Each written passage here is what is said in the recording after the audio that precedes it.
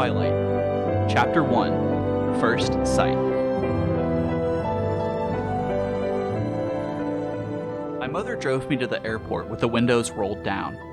It was 75 degrees in Phoenix, the sky a perfect, cloudless blue. I was wearing my favorite shirt, sleeveless, white eyelet lace. I was wearing it as a farewell gesture. My carry-on item was a parka. In the Olympic Peninsula of northwest Washington state, a small town named Forks exists under a near-constant cover of clouds.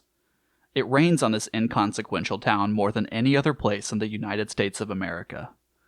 It was from this town, and its gloomy, omnipresent shade, that my mother escaped with me when I was only a few months old.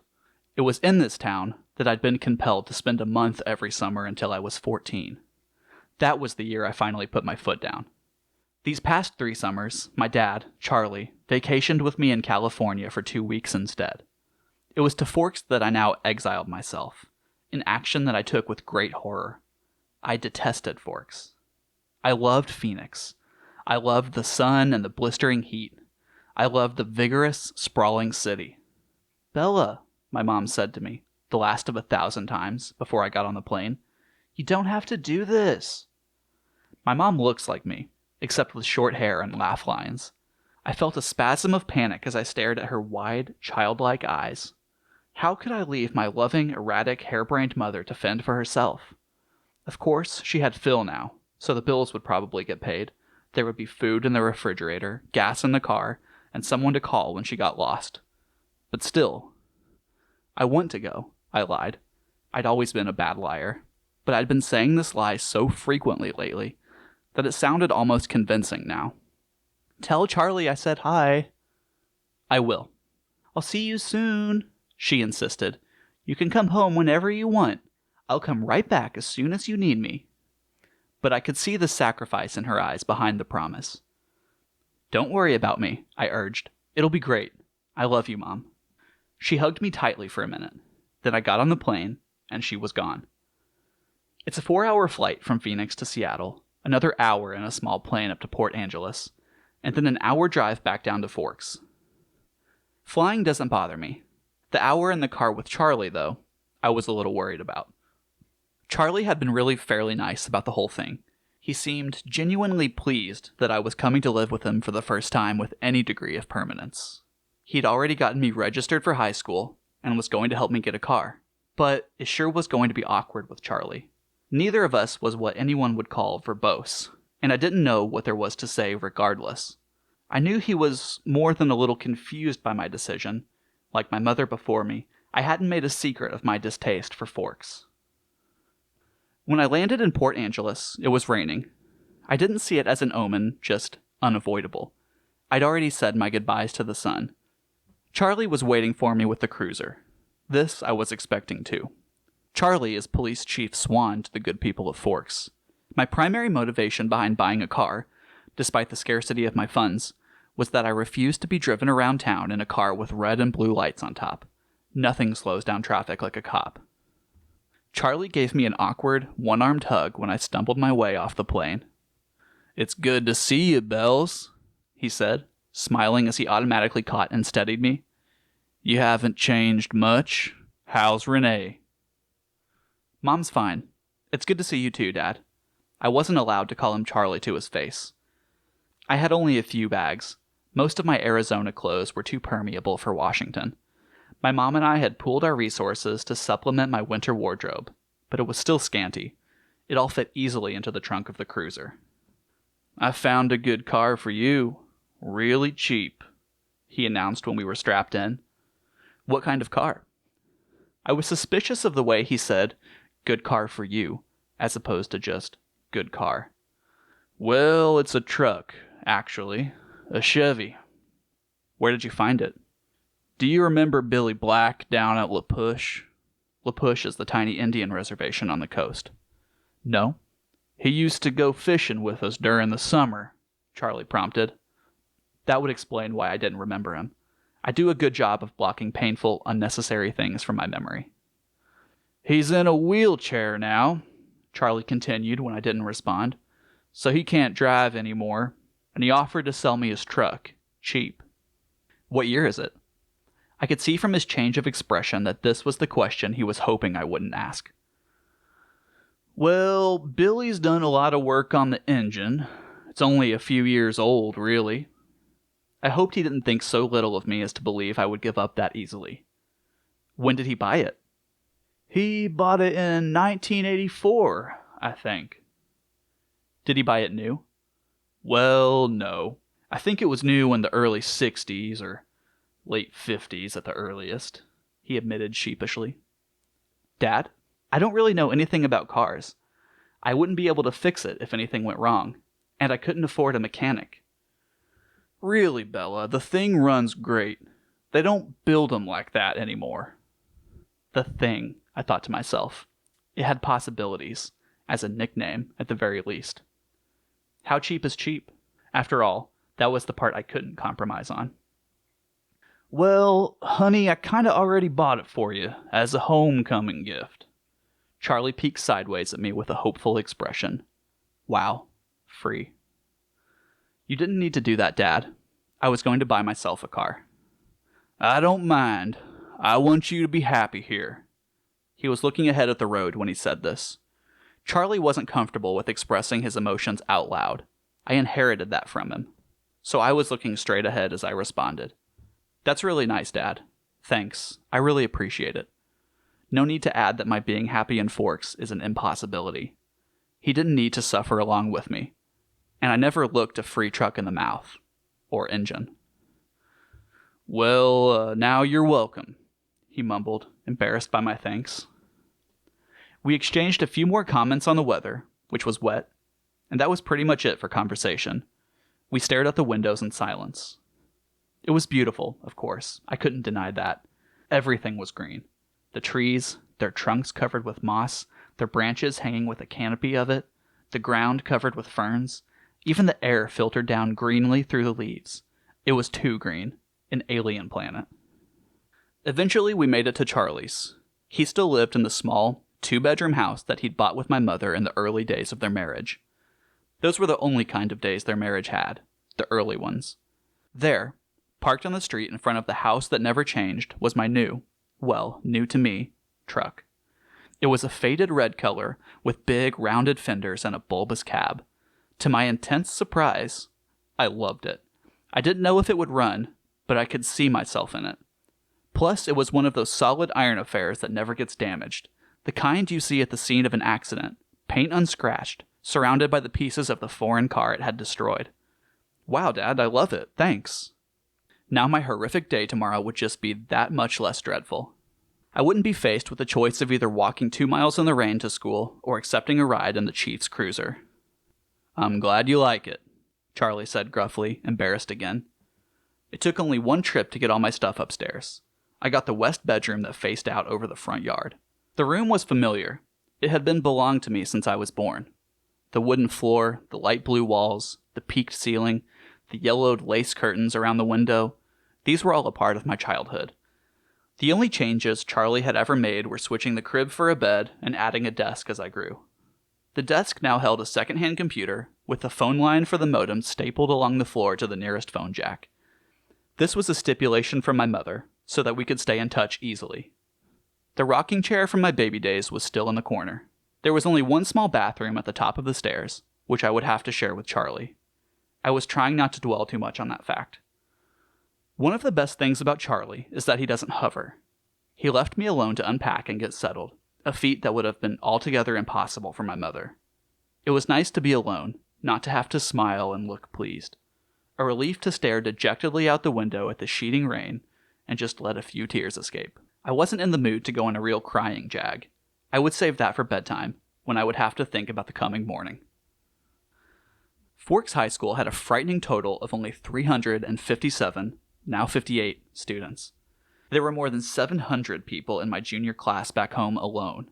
All of the kids here had grown up together. Their grandparents had been toddlers together. I would be the new girl from the big city, a curiosity, a freak. Maybe, if I looked like a girl from Phoenix should, I could work this to my advantage. But physically, I'd never fit in anywhere.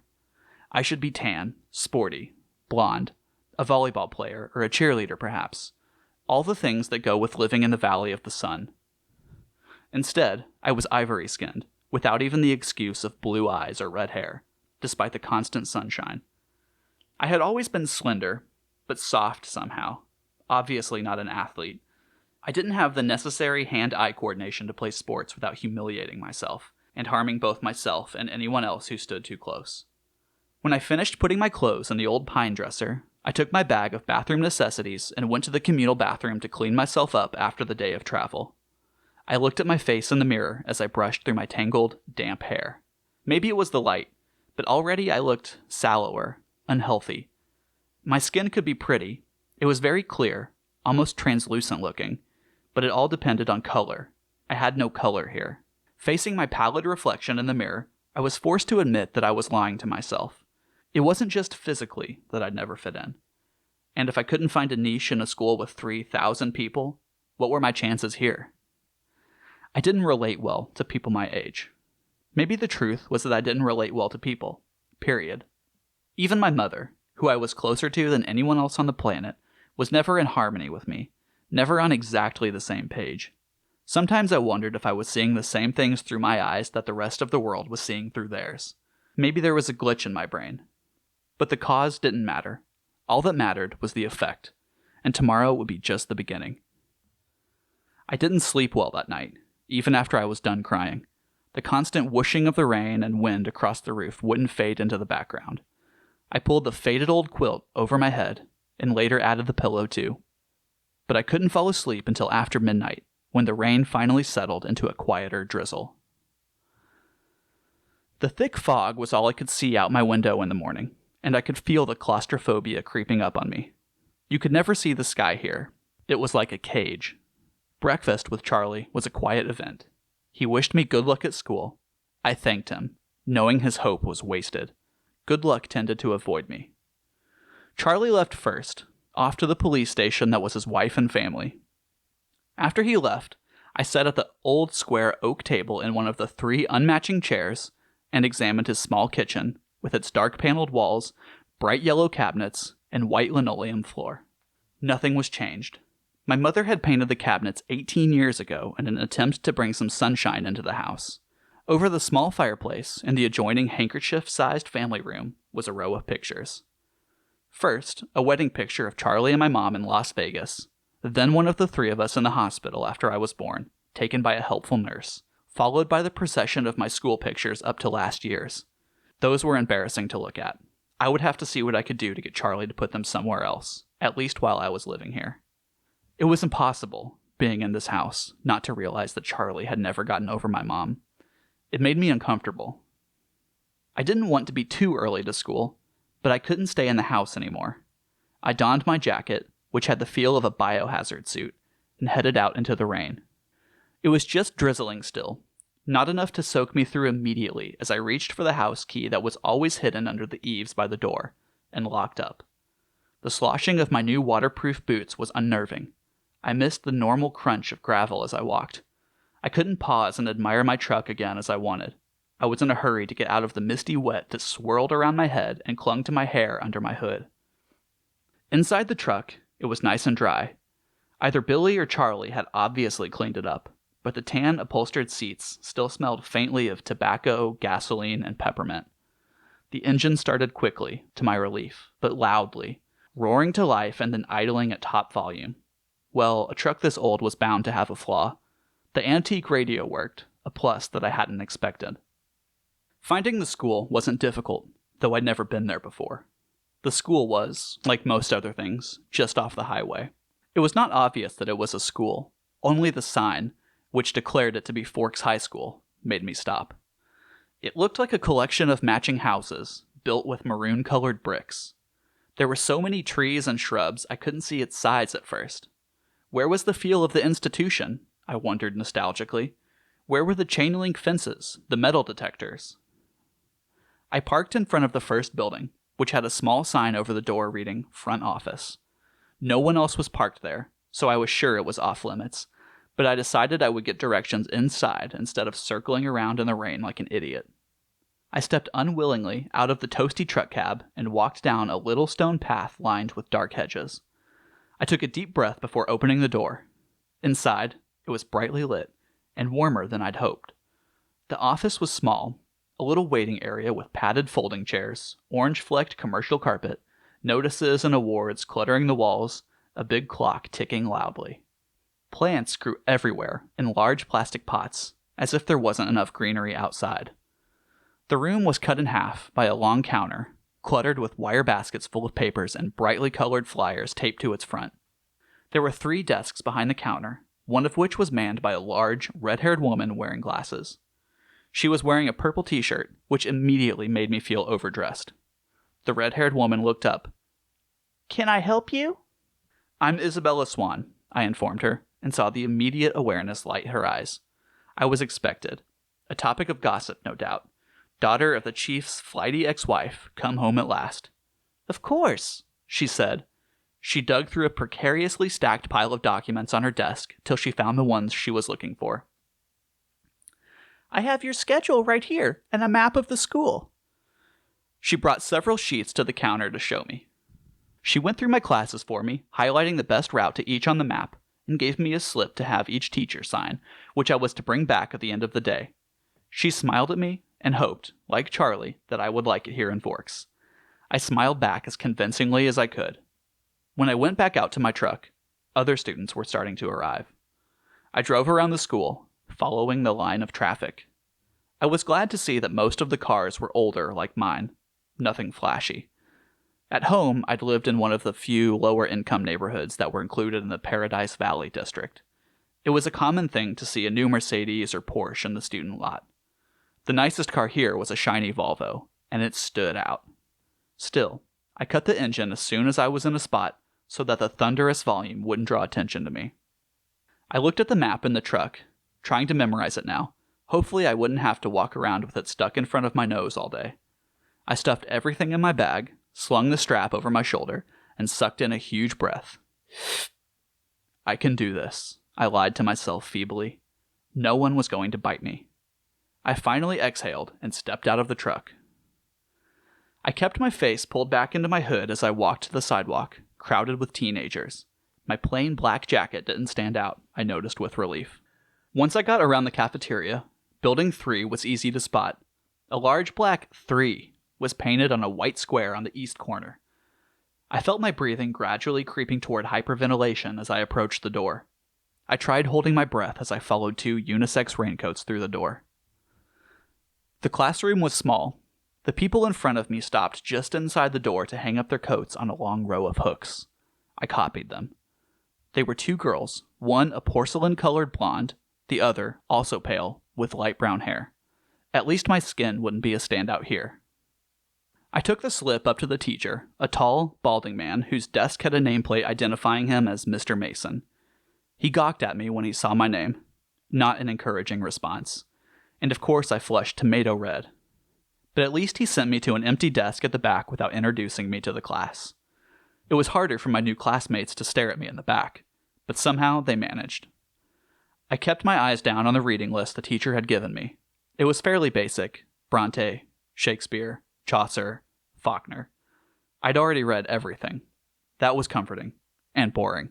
I wondered if my mom would send me my folder of old essays, or if she would think that was cheating. I went through different arguments with her in my head while the teacher droned on. When the bell rang, a nasal, buzzing sound, a gangly boy with skin problems and hair as black as an oil slick leaned across the aisle to talk to me. "You're Isabella Swan, aren't you?" He looked like the overly helpful chess club type. "Bella," I corrected. Everyone within a 3-seat radius turned to look at me. "Where's your next class?" he asked. I had to check in my bag. Government, with Jefferson, in Building 6. There was nowhere else to look without meeting curious eyes. "I'm headed towards Building 4. I could show you the way." Definitely over-helpful. "I'm Eric," he added. I smiled tentatively. "Thanks." We got our jackets and headed out into the rain, which had picked up. I could have sworn several people behind us were walking close enough to eavesdrop. I hoped I wasn't getting paranoid. "So, this is a lot different than Phoenix, huh?" he asked. "Very. It doesn't rain much there, does it?" 3 or 4 times a year. "Wow. What must that be like?" he wondered. "Sunny," I told him. "You don't look very tan." My mother is part albino. He studied my face apprehensively, and I sighed. It looked like clouds and a sense of humor didn't mix. A few months of this, and I'd forget how to use sarcasm. We walked back around the cafeteria to the south buildings by the gym. Eric walked me right to the door, though it was clearly marked. "Well, good luck," he said as I touched the handle. "Maybe we'll have some other classes together." He sounded hopeful. I smiled at him vaguely and went inside. The rest of the morning passed in about the same fashion. My trigonometry teacher, Mr. Varner, who I would have hated anyway just because of the subject he taught, was the only one who made me stand in front of the class and introduce myself. I stammered, blushed, and tripped over my own boots on the way back to my seat. After 2 classes, I started to recognize several of the faces in each class. There was always someone braver than the others who would introduce themselves and ask me questions about how I was liking forks. I tried to be diplomatic, but mostly I just lied a lot. At least I never needed the map. One girl sat next to me in both Trig and Spanish, and she walked with me to the cafeteria for lunch. She was tiny, several inches shorter than my 5 feet 4 inches, but her wildly curly dark hair made up a lot of the difference between our heights. I couldn't remember her name, so I smiled and nodded as she prattled about teachers and classes. I didn't try to keep up. We sat at the end of a full table with several of her friends, who she introduced to me. I forgot all their names as soon as she spoke them. They seemed impressed by her bravery in speaking to me. The boy from English, Eric, waved at me from across the room. It was there, sitting in the lunchroom, trying to make conversation with 7 curious strangers, that I first saw them. They were sitting in the corner of the cafeteria, as far away from where I sat as possible in the long room. There were 5 of them. They weren't talking, and they weren't eating, though they each had a tray of untouched food in front of them. They weren't gawking at me, unlike most of the other students, so it was safe to stare at them without fear of meeting an excessively interested pair of eyes. But it was none of these things that caught and held my attention. They didn't look anything alike. Of the 3 boys, one was big, muscled like a serious weightlifter, with dark, curly hair. Another was taller, leaner, but still muscular, and honey blonde. The last was lanky, less bulky, with untidy, bronze-colored hair. He was more boyish than the others, who looked like they could be in college, or even teachers here rather than students. The girls were opposites. The tall one was statuesque. She had a beautiful figure, the kind you saw in the color of a Sports Illustrated swimsuit issue, the kind that made every girl around her take a hit on her self-esteem just by being in the same room. Her hair was golden, gently waving to the middle of her back. The short girl was pixie-like, thin in the extreme, with small features. Her hair was a deep black, cropped short, and pointing in every direction. And yet, they were all exactly alike. Every one of them was chalky pale, the palest of all the students living in this sunless town. Paler than me, the albino. They all had very dark eyes despite the range in hair tones. They also had dark shadows under those eyes, purplish, bruise-like shadows, as if they were all suffering from a sleepless night or almost done recovering from a broken nose. Though their noses, all their features were straight, perfect, angular. But all this is not why I couldn't look away. I stared because their faces, so different, so similar, were all devastatingly, inhumanly beautiful. They were faces you never expected to see except perhaps on the airbrushed pages of a fashion magazine, or painted by an old master as the face of an angel. It was hard to decide who was the most beautiful. Maybe the perfect blonde girl, or the bronze-haired boy. They were all looking away from each other, away from the other students, away from anything in particular as far as I could tell. As I watched, the small girl rose with her tray, unopened soda, unbitten apple, and walked away with a quick, graceful lope that belonged on a runway. I watched, amazed at her lithe dancer's step, till she dumped her tray and glided through the back door, faster than I would have thought possible. My eyes darted back to the others, who sat unchanging. "Who are they?" I asked the girl from my Spanish class, whose name I'd forgotten. As she looked up to see who I meant, though already knowing, probably, from my tone, suddenly he looked at her, the thinner one, the boyish one, the youngest, perhaps. He looked at my neighbor for just a fraction of a second, and then his dark eyes flickered to mine. He looked away quickly, more quickly than I could, though in a flash of embarrassment I dropped my eyes at once. In that brief flash of a glance, his face held nothing of interest. It was as if she had called his name, and he'd looked up in involuntary response, already having decided not to answer. My neighbor giggled in embarrassment, looking at the table like I did. "That's Edward and Emmett Cullen, and Rosalie and Jasper Hale. The one who left was Alice Cullen. They all live together with Dr. Cullen and his wife." She said this under her breath. I glanced sideways at the beautiful boy, who was looking at his tray now, picking a bagel to pieces with long, pale fingers. His mouth was moving very quickly, his perfect lips barely opening. The other three still looked away, and yet I felt he was speaking quietly to them. Strange, unpopular names, I thought. The kinds of names grandparents had. But maybe that was in vogue here? Small town names? I finally remembered that my neighbor was called Jessica, a perfectly common name. There were 2 girls named Jessica in my history class back home. They are very nice looking. I struggled with a conspicuous understatement. "Yes," Jessica agreed with another giggle. "They're all together, though. Emmett and Rosalie and Jasper and Alice. And they live together." Her voice held all the shock and condemnation of the small town, I thought critically. But if I was being honest, I had to admit that even in Phoenix, it would cause gossip. "Which ones are the Cullens?" I asked. "They don't look related." "Oh, they're not. Dr. Cullen is really young, in his 20s or early 30s. They're all adopted. The Hales are brother and sister, twins, the blondes, and they're foster children. They look a little old for foster children." "They are now. Jasper and Rosalie are both 18, but they've been with Mrs. Cullen since they were 8. She's their aunt or something like that. It's really kind of nice for them to take care of all those kids like that when they're so young and everything." "I guess so," Jessica admitted reluctantly, and I got the impression she didn't like the doctor and his wife for some reason.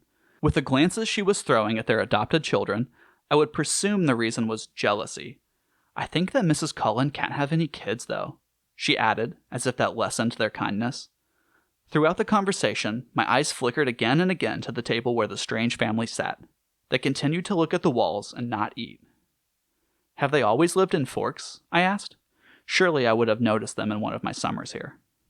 "No," she said in a voice that implied it should be obvious, even to a new arrival like me. "They just moved down 2 years ago from somewhere in Alaska." I felt a surge of pity and relief. Pity, because, as beautiful as they were outsiders, clearly not accepted. Relief that I wasn't the only newcomer here, and certainly not the most interesting by any standard. As I examined them, the youngest, one of the Cullens, looked up and met my gaze, this time with evident curiosity in his expression. As I looked swiftly away, it seemed to me that his glance held some kind of unmet expectation.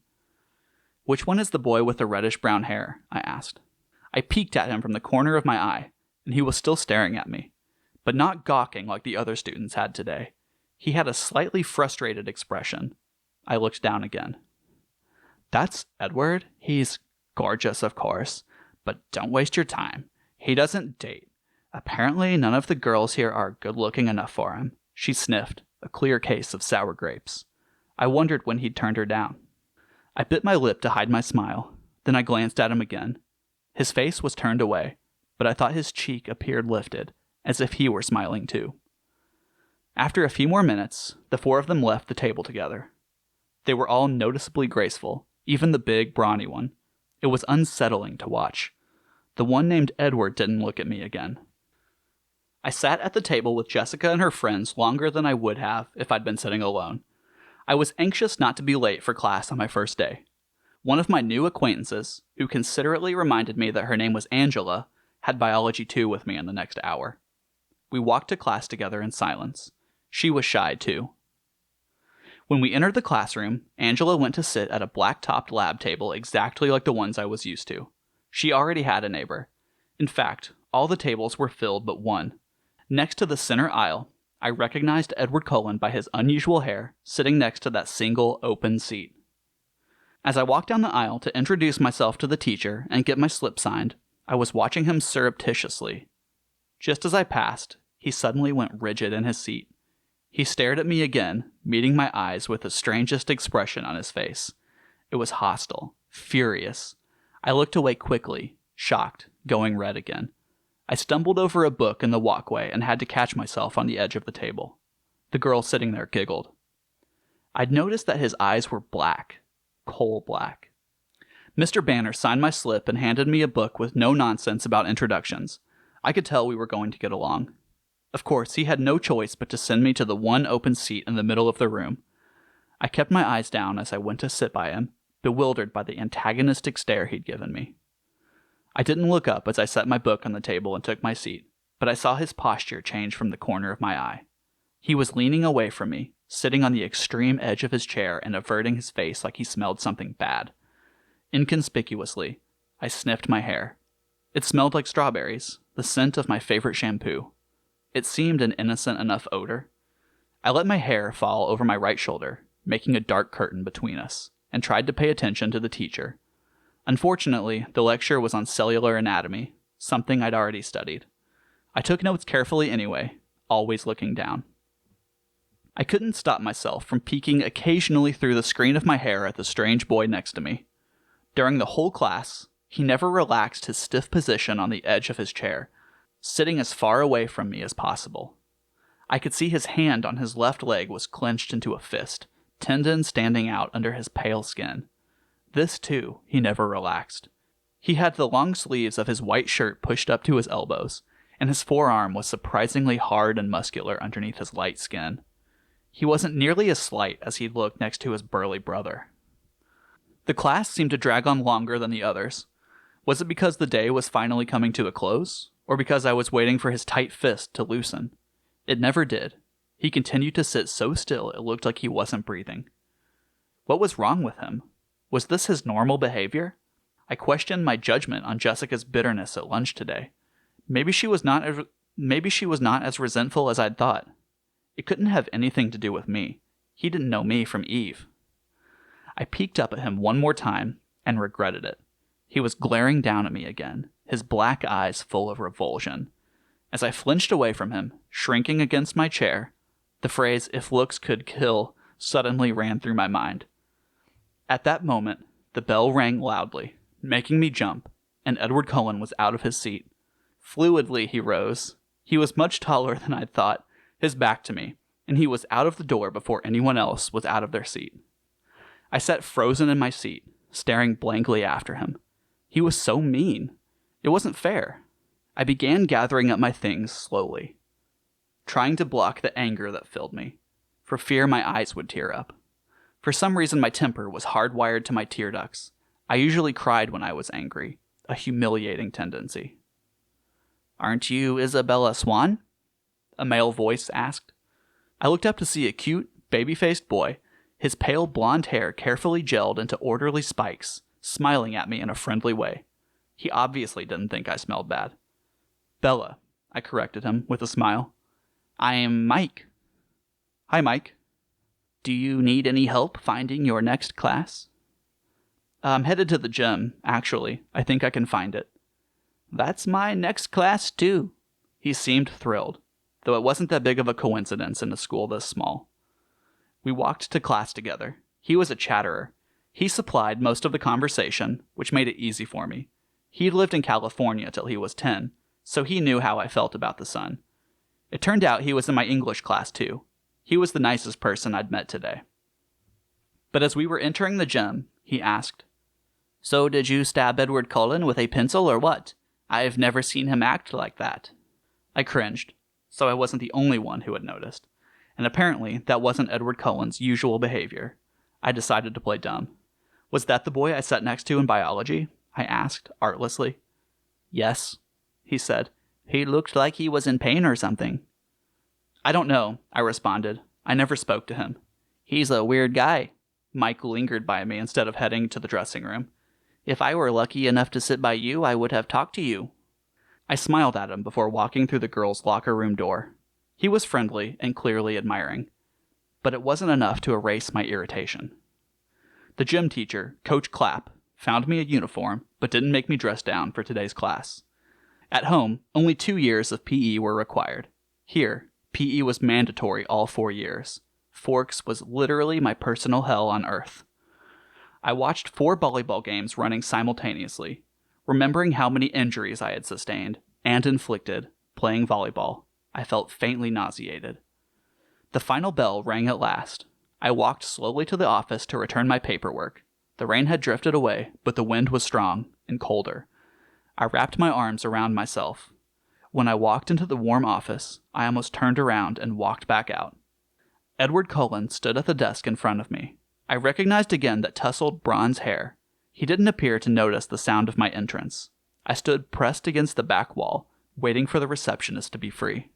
He was arguing with her in a low, attractive voice.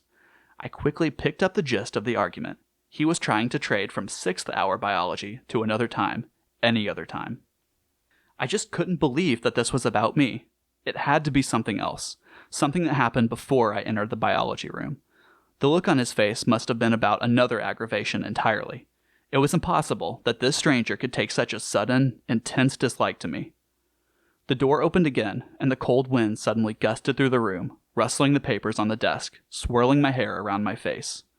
The girl who came in merely stepped to the desk, placed a note in the wire basket, and walked out again. But Edward Cullen's back stiffened, and he turned slowly to glare at me. His face was absurdly handsome, with piercing, hate-filled eyes. For an instant, I felt a thrill of genuine fear raising the hair on my arms. The look only lasted a second, but it chilled me more than the freezing wind. He turned back to the receptionist. "Never mind, then," he said hastily in a voice like velvet. "I can see that it's impossible. Thank you so much for your help." And he turned on his heel without another look at me and disappeared out the door. I went meekly to the desk, my face white for once instead of red, and handed her the signed slip. "How did your first day go, dear?" the receptionist asked maternally. "Fine," I lied, my voice weak. She didn't look convinced. When I got to the truck, it was almost the last car in the lot. It seemed like a haven, already the closest thing to home I had in this damp, green hole. I sat inside for a while, just staring out the windshield blankly. But soon I was cold enough to need the heater, so I turned the key, and the engine roared to life. I headed back to Charlie's house, fighting tears the whole way there.